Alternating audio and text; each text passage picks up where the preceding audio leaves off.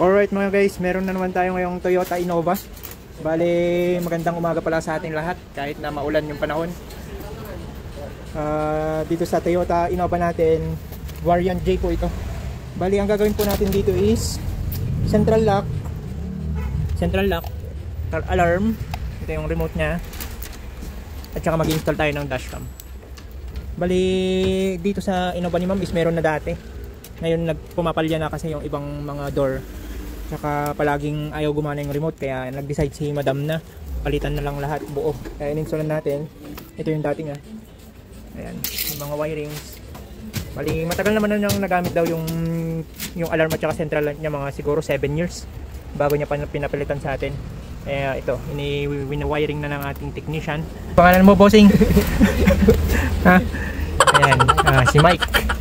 Toyota Innova. Bali, ito yung napili pala ni Madam na susi, pero marami pa tayong available na design. Kapag pumasyal po kayo sa ating shop, meron pa tayong mga ibang design dito, pwede kayo mamili. Ayan, iba-iba. May flip key, may ordinary, meron din tayong keyless entry, meron din tayong push start kung gusto nyo i-upgrade yung ignition ninyo for push start na dati nating susi, disusi yung pan. Yan. Bali, basa na dito sa shop, sa loob kasi tuloy-tuloy na yung ulan eh. Yan. Bali, dito naman sa likod. Chip, anong ginagawa natin dyan, Chip? Grounded, sir. Kailangan natin bakbakin ng mabuti para mabuti din ang bayad. Ayun. Grounded headlight. Honda Jazz.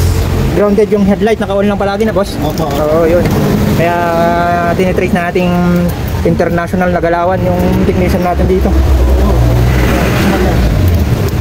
Ayan. Kasi kapag nagwa-wirings tayo, check natin mabuti.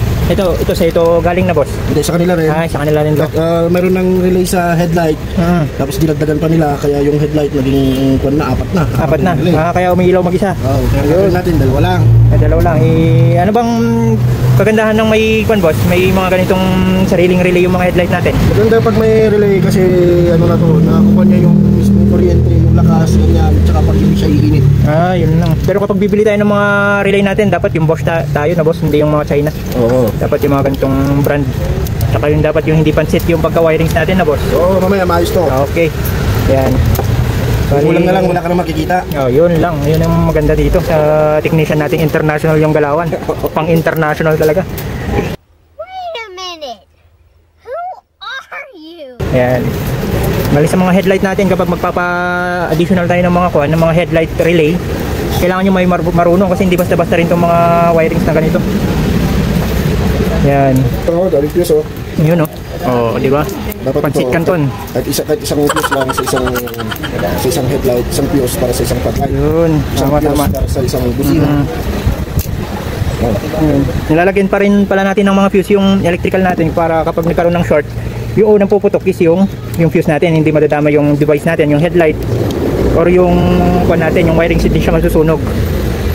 Yun yung kagandahan ng may mga fuse. Pero dapat hindi ganito karami. Dapat tag isang headlight, isa lang. No, boss? Oo, yun lang. Okay. Balik tayo sa Innova.